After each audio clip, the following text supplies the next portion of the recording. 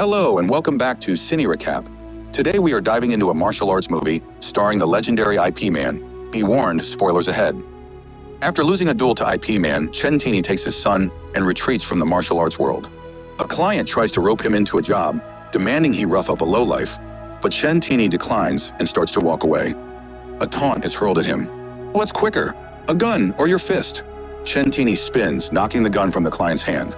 A silent foe lunges at him, and they clash fiercely until the client grabs the gun again, aiming it at Chen Tini.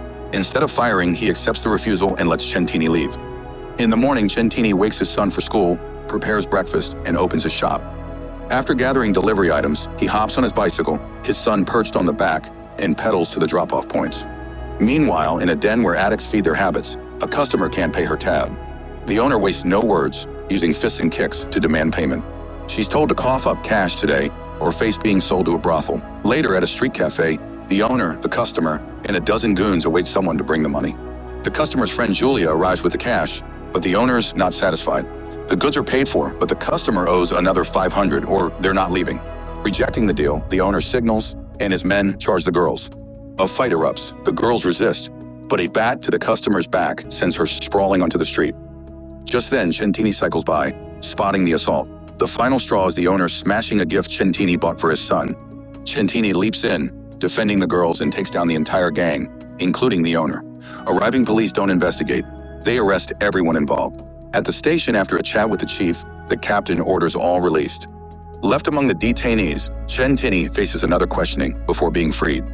Naturally, he's late getting home, and it's his son's birthday with plans for a festive dinner. By the time they reach the restaurant, it's dark and shuttered. Chen Tini hands over the gift outside the closed doors, only to find the music box broken too. The next day, gang leaders meet.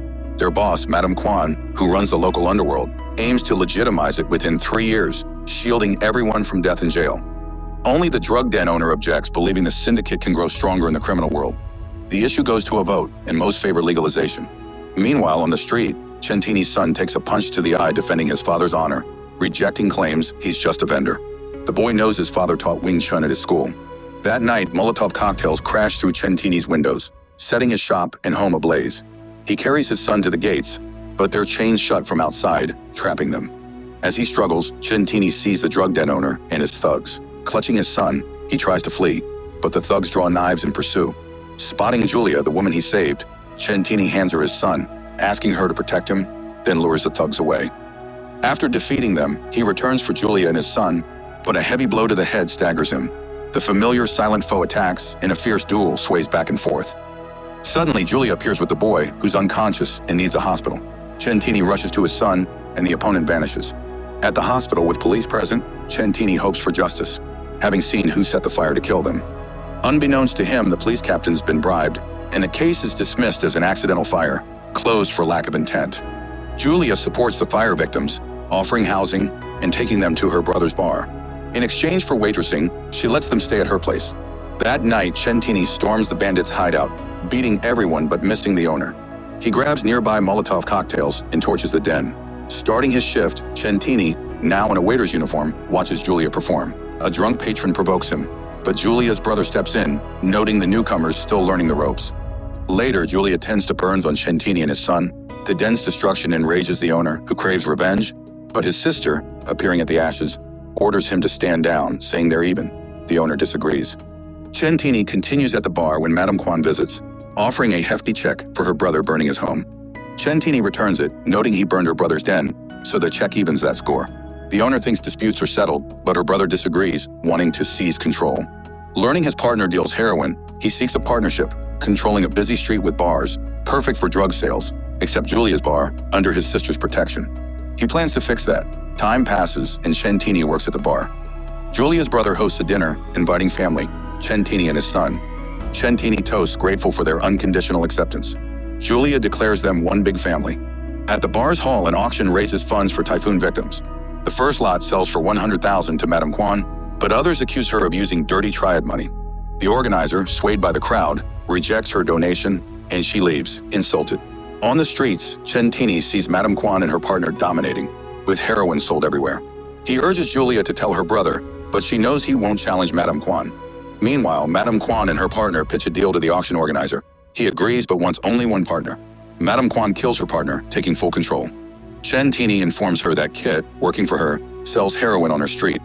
Focused on going legit, she vows to handle it. The next evening at the bar, Julia and her friend, once saved from bandits, are ambushed. Madame Kwan's men force the friend to swallow heroin. Julia finds her overdosed in an alley, dying in her arms.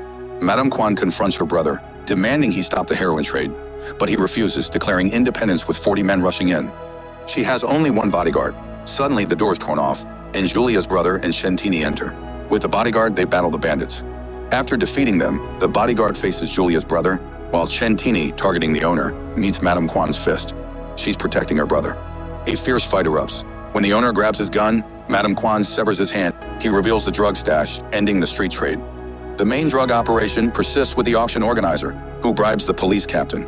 He sees Julia's brother, now publicly out of the drug trade, as a threat and orders his elimination. A squad of police, led by the corrupt captain, raids the bar, planting heroin to arrest Julia's brother. He stops Chen Tini from interfering. The captain drives him to the forest, delivering him to the organizer, a major dealer, who beats him to death. At the morgue, Chen Tini notices his friend clutches a bracelet, the same one he, his son, and Julia saw on Owen Davidson, the organizer and philanthropist. Chen Tini seeks revenge. Confronting Davidson, he shows the bracelet. Davidson admits guilt, and a fight begins. Davidson, larger and heavier, dominates until Chen Tini taps his Wing Chun skills, turning the tide. Davidson hits the ground repeatedly. The fight spills into the street, but police arrive in multiple cars. The captain, spotting his boss losing, orders Chen Tini's arrest. Chen Tini ignores him, unfazed by accusations or the drugs in Davidson's car. Officers beat back angry citizens, and Chen Tini disarms the most aggressive cops. Some search Davidson's car, find the drugs, arrest the captain for aiding a criminal, and free Chen Tini. In the chaos, no one sees Davidson flee, but his silent foe catches him, killing him with an icy arrow through the skull. Morning dawns and Chen Tini returns to his son and Julia, who waited anxiously. Evil is vanquished. The streets are free of dealers, the fallen are avenged, and Trio sits for breakfast as a new day begins. Thanks for watching. Don't forget to hit the subscribe button and like this video. See you next time.